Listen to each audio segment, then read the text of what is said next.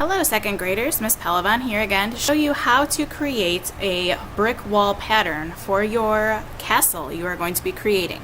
So you're going to be using a sponge and some paints to make a brick pattern on your paper. But the first thing you need to do is write your name small in a corner so that you can get your paper back when it's dry. Then you're going to flip your paper over and you're going to start stamping the sponge onto your paper using some gray paint. To use the gray paint, you're going to dip the brush into the paint and just paint one edge of the sponge. You don't want any big blobs of paint because then it would just make a big smush. We want to try and get that texture so it looks like a real brick. Then you're just going to start at the top and stamp across your paper, pressing down with the sponge as you go. You can turn your paper the way that I did, or you can make it go long ways. That's called landscape. This way is called portrait because it's tall. My sponge got dry, so I'm going to brush it again, and I'm going to repeat this going down. Now I can alternate my pattern, which means I go in between the bricks that were already there, and then part of my bricks will go off of the paper at the edges. I'm going to do this the whole way, the whole way down the paper, re-brushing the paint every time I go across. Oop, I don't want that to spill.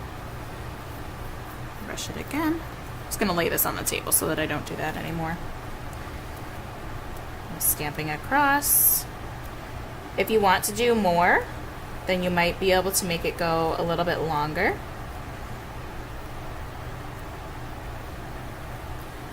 I guess I could stamp until it's all gone so I don't have to keep going back to repaint my sponge stamp. And it still looks like bricks, some of them are just a little lighter. I feel like it's getting too light, so I'm going to put some more paint on there. I did almost half my paper with one dip of my brush.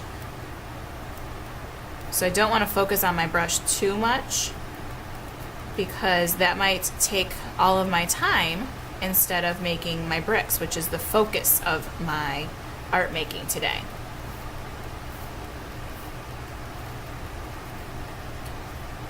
Just going to go all the way to the bottom, filling the whole page.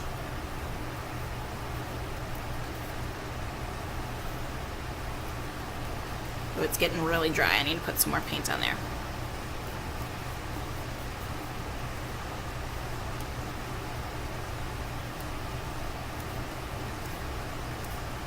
Very good, I'm all done.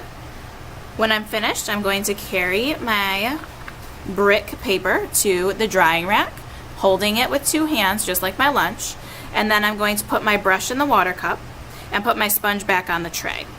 If I need to wash my hands, I will do that after I put my paper on the drying rack. This paper will be used to create a castle during the next art period.